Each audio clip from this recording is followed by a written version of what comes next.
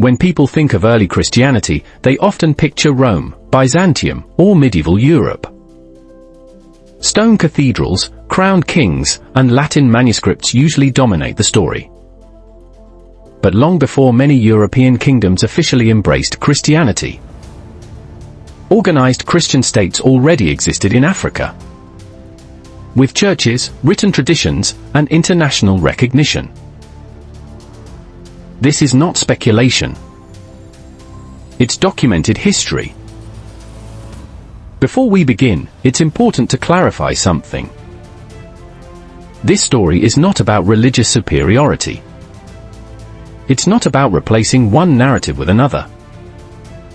It's about chronology. When Christianity took root in different regions, and how some chapters of history quietly disappeared from mainstream timelines.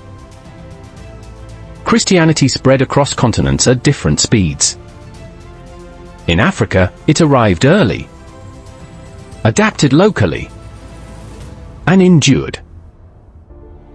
Understanding this history helps us better understand how interconnected the ancient world really was. Africa was not isolated from global history. It was part of it.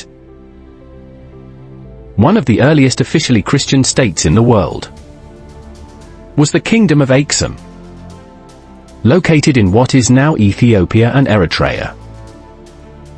By the early 4th century, Aksum had adopted Christianity as a state religion. During the same era when Christianity was still emerging within the Roman Empire, Aksumite kings minted coins bearing Christian symbols, a powerful sign of state identity and belief. This was not a minor kingdom. Aksum was a major trading power, connected to Rome, Persia, Arabia, and India through Red Sea trade routes. Roman historians listed Aksum among the great powers of the ancient world. Its rulers governed a Christian state, while much of Europe was still transitioning from earlier religious systems. What truly sets Ethiopia apart is continuity. While Christianity declined or transformed in many regions, Ethiopian Christianity preserved early liturgy, manuscripts, and traditions that remain in use today.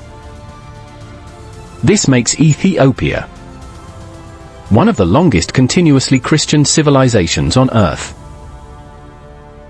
South of Egypt, along the Nile, another remarkable chapter unfolded.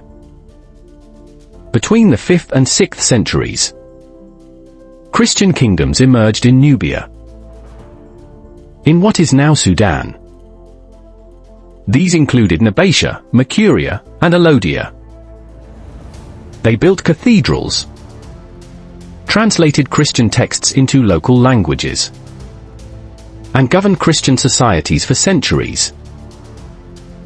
Some of these Nubian states remained Christian for nearly 1,000 years, longer than many medieval European kingdoms existed.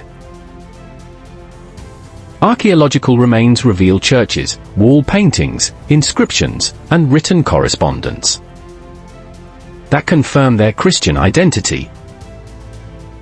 These were not isolated communities. They maintained diplomatic relations, defended their borders, and governed structured societies comparable to medieval Europe. By the Middle Ages, African Christian rulers were known beyond the continent. European maps, letters, and chronicles referenced Christian kingdoms in Africa, especially Ethiopia. Ethiopian rulers exchanged correspondence with European monarchs and religious leaders. In medieval imagination, Ethiopia was often viewed as an ancient Christian ally, rather than an unknown land. This recognition was not symbolic. It reflected real diplomatic awareness and historical memory. Africa's Christian states were seen as part of the wider Christian world. So why is this history rarely discussed today? Not because it lacks evidence, but because historical narratives often focus on Europe as the center of medieval history. Over time, Africa's early Christian civilizations were reduced to footnotes or omitted entirely from popular education. This wasn't intentional erasure in every case, but it shaped how global history came to be understood. Africa's ancient Christian kingdoms were not exceptions. They were foundational. They remind us that civilization, faith, and governance developed across many regions at once. Understanding this doesn't change beliefs. It expands perspective. If you value well-researched, overlooked history told with accuracy and respect, consider subscribing. More stories like this are coming.